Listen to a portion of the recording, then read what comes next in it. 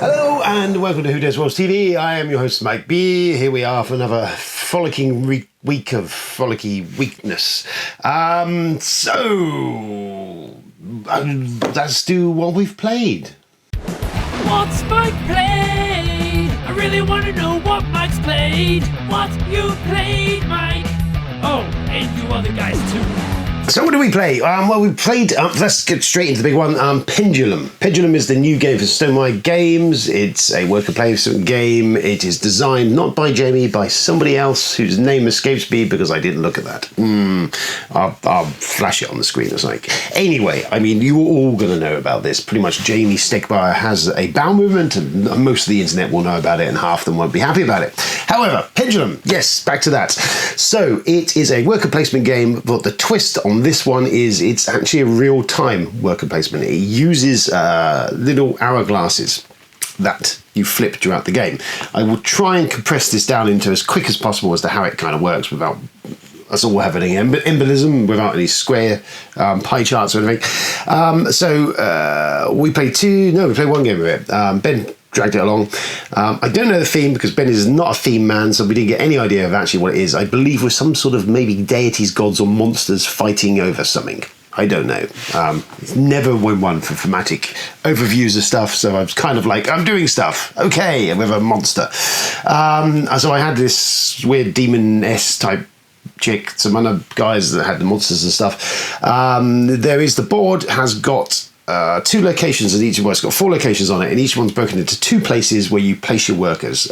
You are essentially placing them to either gain a resource or placing them on an area to spend a resource to get something else. And that's kind of it. And it's kind of generating, it's an engine building type game again. You're building stuff up to spend it to do something else, That's pretty much what it is. Kind of like pretty much every Stonemaier game that's been around. So the twist on this one is it is a time base. So on each of the sections that you can place your workers in, there is a spot for the timer and a spot where it's not. If there is no timer on the spot that you're moving into, that's fine. You can move into it anywhere that the timer's sitting on is locked off, and you get to do those actions. So there is spaces limited every round because some of them, the top 2 tiers, are only limited essentially to one spot unless you place your big meeples. You have big and a small meeple. So if you want to get the top spot early, you need to get either a little meeple in there and nab it early, or use your big meeple to do it. However, those top slots, each of the 4 zones have different time scales as to how quickly the hourglasses flip. So the ones down here, the ones at the bottom, flipping I think every 90 seconds or so. They're fairly regularly doing it, whereas the ones up here are longer. So whereas this one may flip 6 times per turn per round, this one may only flip 3 times, and this one may be only 4 times, something like that. So it is a point, if you get in early up here with your worker, fine, but he is kind of be sat there not doing anything while everything else is flipping and doing stuff. And that's it in a nutshell. Essentially, you do 3 rounds of that. There's a purple marker in the top left corner that flips 3 or 4 times the entire round, and once it's done its final flip, then that's done, and then you've completed the round. You do a round scoring thing. You can buy some more cards. Some go into your hand that you can play during the game, or some are just instant hit effects. And you're essentially looking to score victory points. That's it really. That's kind of it. What you've got on your board is you've got different tracks, and each of the races were different, and you're moving a score marker along these 3 rows to get to the end. And once they move in off the main part of the board into the end section, then they're scoring you points. So you're constantly trying to shuffle these things along while doing other stuff to give you more perks, more abilities, more stuff. Lots going on. It's relatively straightforward, and what they advised and what we did do for the first round is there's a way of playing the game without any of the real time, and essentially you have like a little card up there, and as you move it down it tells you what timers or what zones are locked and what are open. So it's a more serene way of doing it, which was fine. But then essentially it's just a worker placement game with locked off areas. It's not really doing anything terribly new or fascinating if you're doing that. So kind of using the real time did seem the way that you should be playing it, because that's kind of how it's been designed. So we played it with real time. I'm very much on the fence on this one at the moment. I don't know. I don't dislike real-time games, but the problem is with real-time games, what I like about a board game is I can sit there and I can kind of chill and play my game and do what I'm doing with no major pressures. Not AP related, but you can kind of take a turn and you kind of think about what you're doing, and you kind of, that's kind of, I think, why a lot of people play board games, is because it's this kind of pleasant meandering stroll through whatever place you're meandering and strolling in. You can kind of just do your thing. But this is obviously pressuring you into doing stuff. So every time one of these timers has run out, anyone at the table can flip it, which will then activate those section where the other workers are locked off. So what I found was happening was, if every time something flips, you're usually going to generate or do something. So you're dealing with that, but then maybe another one flips over here. So you're doing that, and then you're like, oh crap. So then you're dealing with that, and then that one over there may flip while you're taking resources to work out what you're doing that. And I found I was missing that one that flipped, and I'd actually not done that action. And I'm like, oh, if I don't, oh no.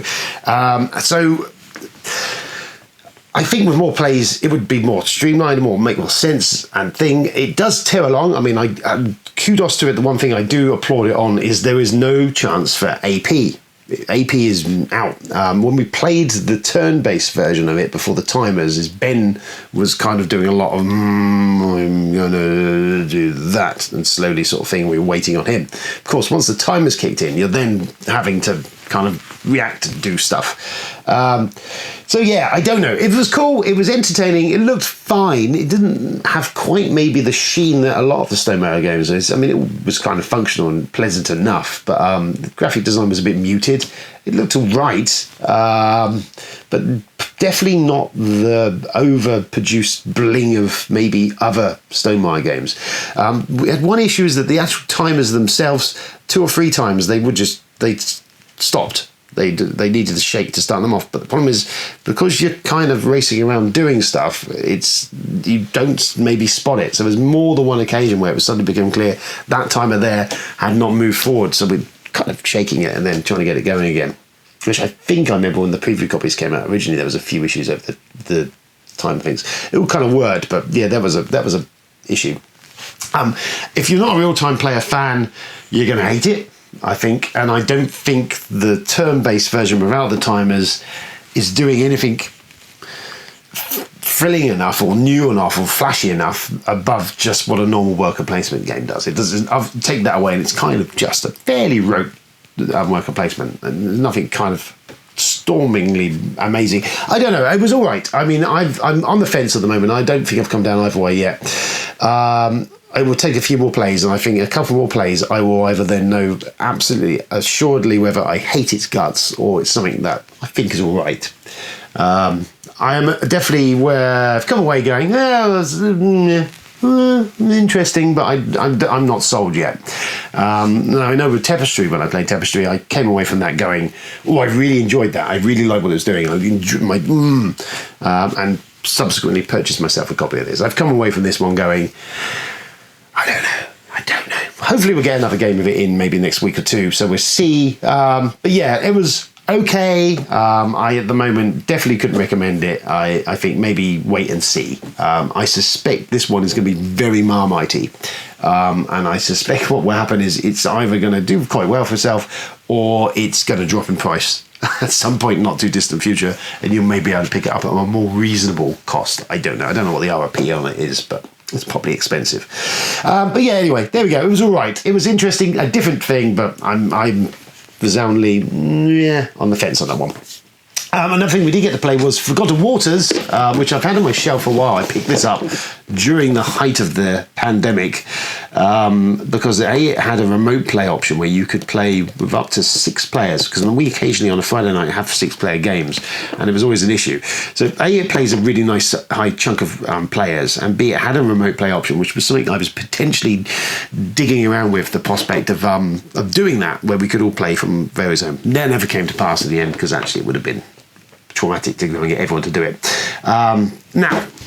This Crossroads game is by Isaac Vega. It's one of the last games he's done for Plaid Hat. He's subsequently left Plaid Hat, but Isaac was involved in this, and he's done some very good stuff. He was involved in the original Dead of Winter, Ashes, the card game. He was behind that. It was really cool. He's done some other stuff as a designer, fantastic designer. I really dig his stuff. So yes, Forgotten Waters is another Crossroads game. They've ignored Gen 7, which was a bit of a damp squib.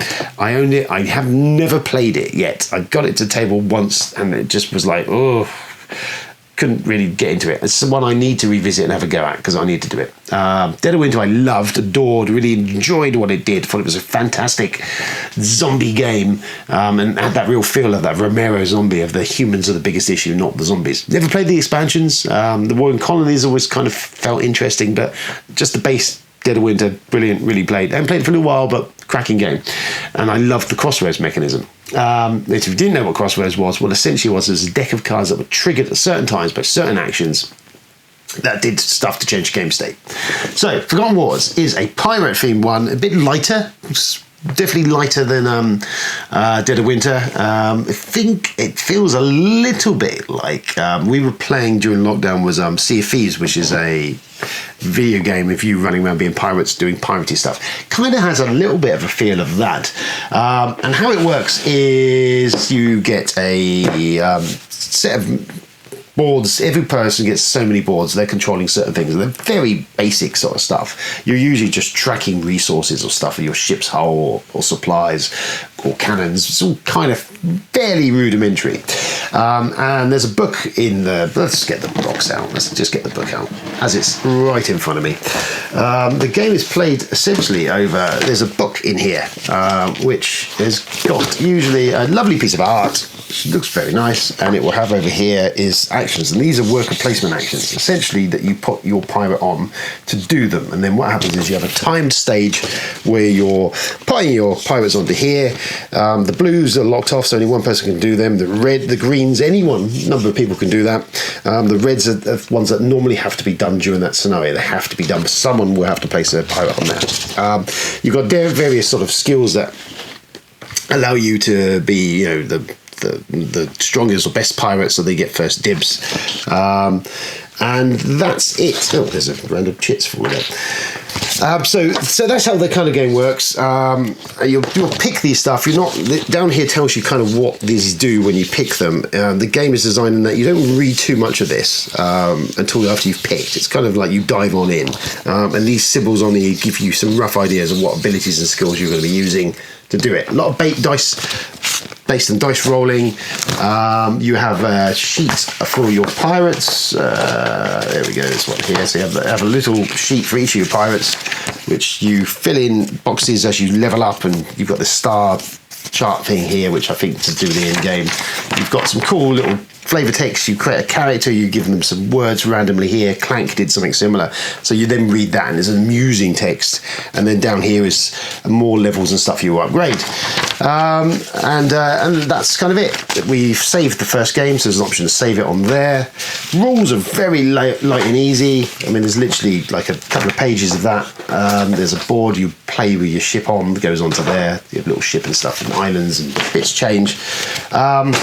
So yeah, anyway, all of that out of the way. Really good fun. Really enjoyed that. We played 2 games of that. The first game we played of it, we sunk our ship. So we started again and had another game with some new pirates. Second game, we actually finished the first part of the scenario. I think each one's split into 2. It runs with an app. Well, it's a web-based thing. So I had it on my phone, and essentially it controls. There's a timer on there, and also it's got fully narrated sequences. So there's like a cast of actors narrating the story, the crossroad cards and stuff, and it triggers all that off there. Essentially what you're doing is you key an entry in from the book for everything you're doing if you're asked to do it, and it will give you this little funny sort of acted out scene, and then maybe some stuff, ramifications of that, or dice rolling on a bit, you'll gain a reward. That's pretty much it. It's very simple, very straightforward, and was really enjoyable. Really enjoyed it. Just really good fun. If you like pirates, you could get into it. You're all just mucking around. It's based very light. It's fun. We've only played to save the first part of the first scenario, and there's about 3 or 4 scenarios in there. But yeah, hugely enjoyable. I recommend that one at the moment. Off that first couple of plays we've had of that, really loved it. Very glad I got that to the table, and looking forward to playing some more of that. Just as a light sort of, this is fun. And the best thing about it is it's kind of legacy-ish, but it's not, you can just basically, you could essentially have 2 free groups playing the game in different campaigns because you can save it easily on a sheet. Yeah, so great, cracking stuff. If you've not picked it up yet, or whatever, I think definitely sweet spot is for more players. I think we'd add more fun to it. It would, I suspect, play quite well with lower counts, though, to be honest with you. But really good, really enjoyed that. That's Forgotten Waters from Plaid Hat Games, and one I would say is well worth hunting down and having a look for. Then we also played, and I played this over the last few nights, is Marvel Infinity Gauntlet. This is essentially Love Letter Marvel. This has gone now from, it used to be Z-Man had it, and it went to WizKids. I think WizKids have got it now. I'm pretty certain. I can't remember. It's switched. Whoever owns it anyway. AEG had it and it's Z-Man now. I don't know. Anyway, whoever owns this at the moment, this is the latest version they brought it out. It's 15 quid. I always quite enjoyed Love Letter. It was quite good fun. My old copy got really knackered, so I was looking to pick up another one because it's just a nice way to close out an evening. This is very cool, especially if you like your Marvel. It comes with 2 decks in this one. One person plays Thanos, and everyone else, up to 5 other heroes, are playing the heroes, and they have their own separate deck. Works similar to Love Letter in that you always have one card in your hand as a hero, and you pick one up and you play one, and it will have effects on it, either allowing you to look at cards or fight stuff or do stuff. The Thanos deck is different. It's got his own deck with so in there he's got all of the stones to make his Infinity Gauntlet, the Infinity Stones, and some other cards and stuff. And Thanos has always got 2 cards in his hand. He always draws a 3rd one, playing one. And his idea is essentially to try and kill all the heroes or assemble all the 6 stones and then snap his fingers and he wins the game. And the heroes have to essentially reduce Thanos' health down to 0, depending on how many players, how high a level of health Thanos gets, and take him out. And it's fun, really good fun. It's all right, it's standard sort of comic book art, but it works really well. If you like or played Love Letter and got Love Letter, works very similar to that. I like the 2 deck system, works very well. It plays within probably about 10 minutes a game. You can whiz through a game fairly quickly, especially once you know what you're doing. And it's just entertaining. It's just real quick, easy, thematic-y feel, that Love Letter feel. Good stuff. Really, I recommend that heartily. It's come out the last couple of weeks. It's relatively cheap. I mean, it's just over a tenner. And for something, if you want to take it portable on play of an evening or whatever, it's great stuff. So that comes highly recommended. That's the best version of Love Letter, I think, currently on the market, in my opinion. There's all been various versions that tweaked it a little bit, but that's quite a significant tweak. But really good fun. Really simple but fun. Got that superhero vibe, got the Avengers Infinity War type feel to it. Good art, and plays really quickly, which is a cool thing. And you could teach it pretty much in a couple of minutes. So yes, there we go. So that's what we've played. Wow, we've actually played some stuff, and most of it was good. How exciting. So then this weekend was the Expo. I'm going to have some Dr. P. Cons, virtual cons. So, UK Games Expo, Virtual Expo took place the weekend. I'll be honest with you, I was working, so I didn't really attend. I briefly looked at it, and I don't get virtual cons. I don't get them. I do not understand the whole virtual con thing. It just seemed to be mainly links to publishers' websites. I know a lot of stuff is going on in Discord. Tabletop Simulator.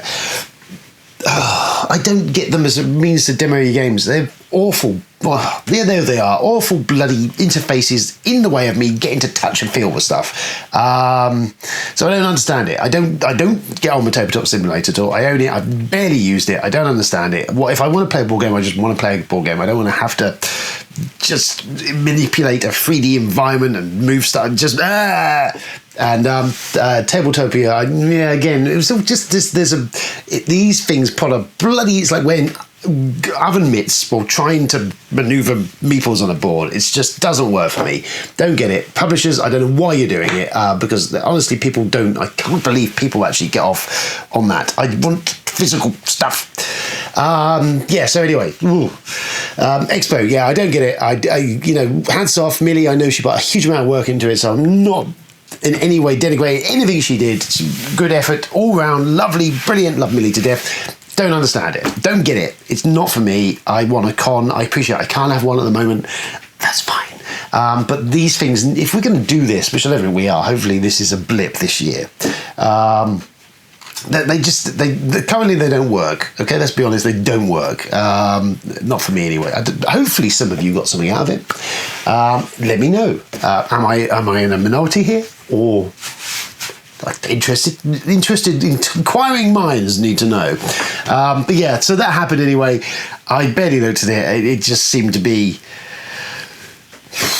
well, just like a website. I don't know. Anyway, I was working most, so I missed most of it, but I don't understand it. Totally lost me. I'm baffled and confused by the whole thing. And I can't wait until we get some proper cons happening again. Really, really can't wait. Essen's coming up. Who knows what they're going to do for that? It'd be cool if you could get to Essen virtually. That'd be nice. Can't see it happening, but we'll see.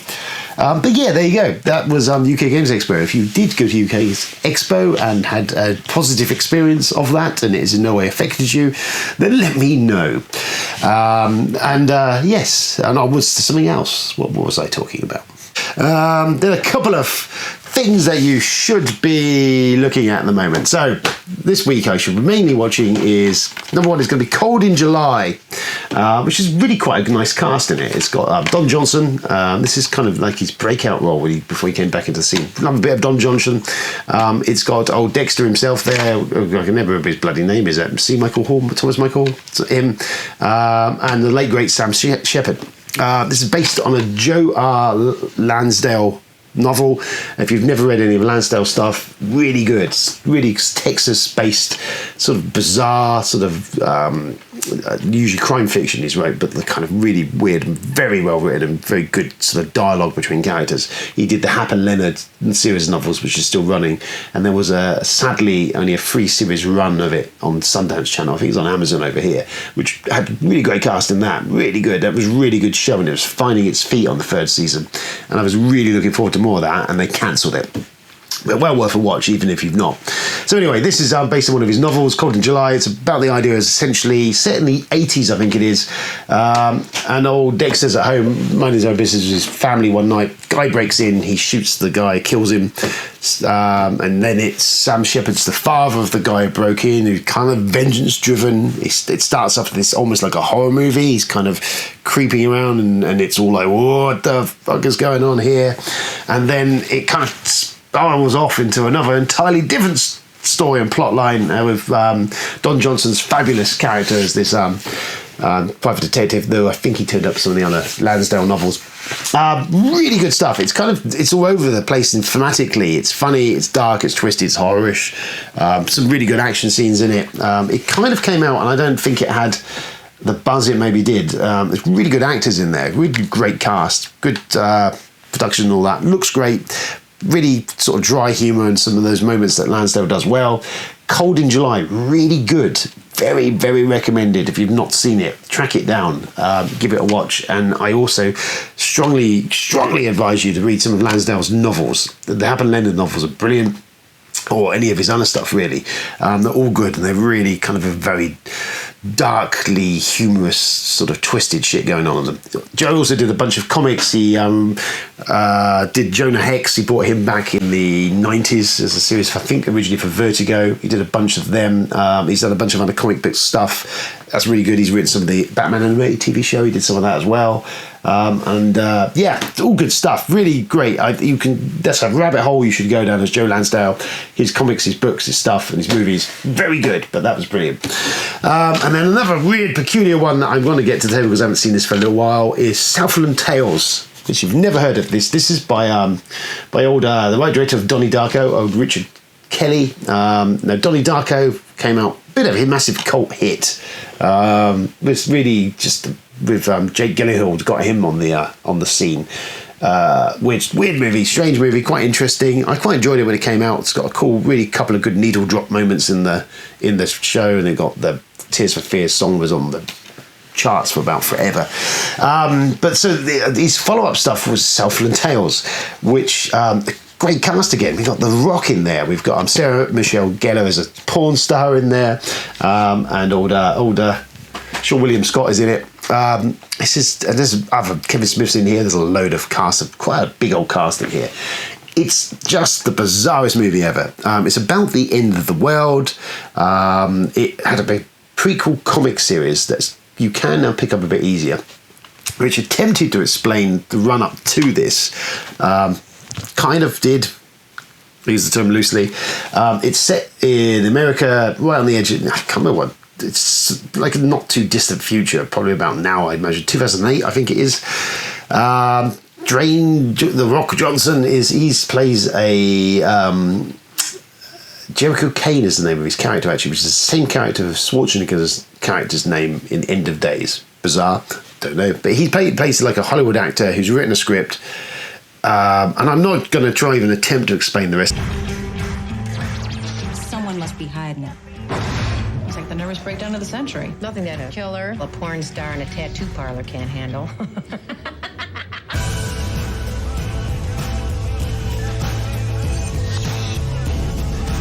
It is time for a surgical strike. Fascist pigs! I'm a pimp, and pimps don't commit suicide.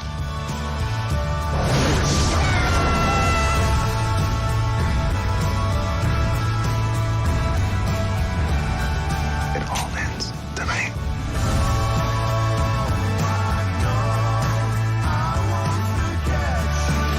It had to be this way. I know.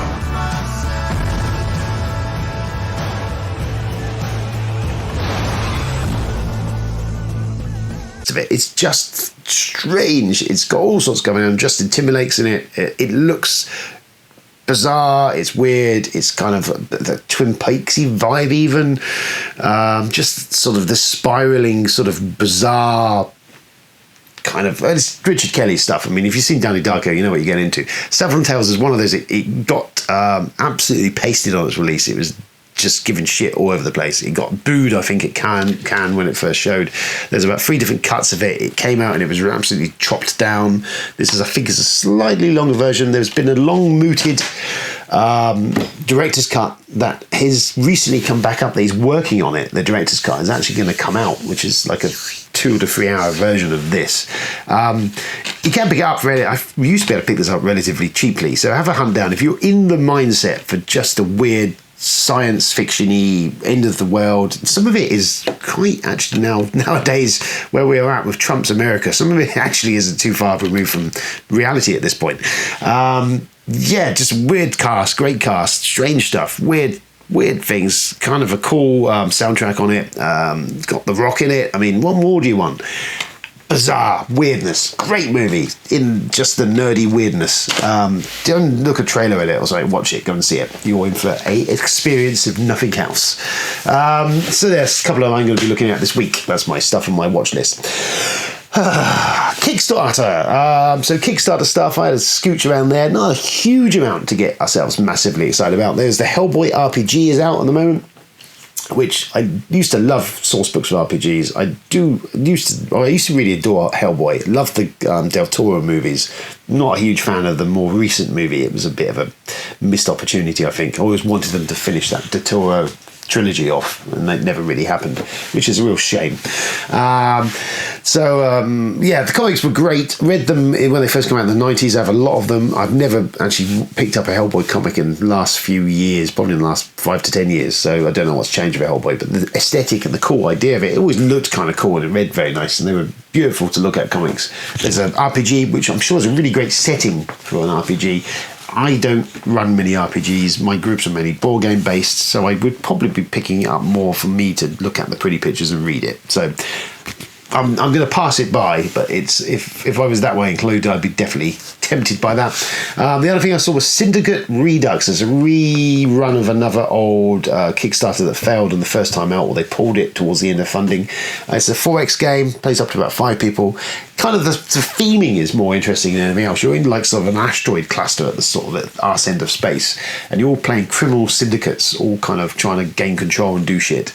And if you get too powerful, then there's like a giant police cruiser turns in and batters you over the back of the head with a baton.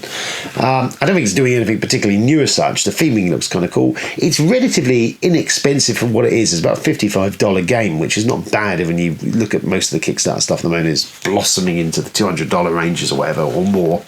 I don't know. It's definitely come on radar just for the theming and the look of it. It looks kind of coolish. The theming looks kind of cool. I don't know yet if I fully would back it. I'm kind of with money at the moment. But yeah, it's one of all of the stuff currently that's out there on Kickstarter. It's one that actually kind of jumped out. So Token Sesame, I looked at, which seems to be solving a problem I didn't have. It's kind of a modular token holding thing for putting on your board game tables, which are stilts and stuff, and it's about $80 or something. I don't need to spend $80 on something to put my tokens in. It just seems excessively expensive. I did see, here's a tip for you. Go get the goo puddings. Little cheesecakes and stuff. Come in 2 little tubs. They're on sale at the moment. I've seen them. They're usually quite expensive, but they're only a couple of quid or £1.50 at the moment. I've seen in a few leading supermarkets. They come with a ramekin in there when you're finished eating. Little glass ramekin, which is perfect for tokens. Get 2 or 3 packs of them, pick them up when they're cheap, yum them up, and then have a free ramekin attached with every pud. Perfect. Throw them on your table, you put tokens in there. That's about £4, maybe £6 if you really push the boat out. Not $80 for a stupid modular thing. People who don't need it. Anyone who could afford that and will buy it is people who've got far too much money and time on their hands. It's all I have to say on the matter. Nonsense. So anyway, that is us for this week. There's not much else to discuss. The giveaway, I've got stray hair, which is really annoying me. I think that's us for the week. Giveaway, I still haven't sorted out. I'm just basically, so I need to think about what on earth we're going to do for that. I'm going to do something. It's probably going to be 1 pack of something. I don't know. I also need to send Charlie's birthday present. I haven't done that yet. Sorry, Charlie. That was about a week or 2 ago. And speaking of Charlie, there's some RPG stuff that he's got lined up that I need to get on the main website. There's a bunch of stuff that went on there last week, so you can look at that. There's obviously his 10 comic videos that he did. I'm thinking of doing some more stuff like that, if that's of interest. I still need to do my Last of Us review that I haven't done. So anyway, all of that is all of that stuff there. So that is us for the minute. This is us for this week. I will be back. So I'll be back Thursday this week for Board Game Trading and Chats. Releases roundup. I've got a new video of that I need to be dropping. I think it's going to be Thursday. So there'll be more of me on the internet later in the week. And obviously I'll be doing another one of these next week. A bunch of reviews to do. Techlandia is next on the agenda I need to review. I'm just looking up at the pile of shame. And Detective Season 1 is also kind of there, needs to get looked at and played. And I think that is it. Have a great week. Enjoy yourself. I'll see you Thursday for tuning in for Releases Roundup. And if not, I'll catch up with you next week with some more nonsense like this. Thank you and good night.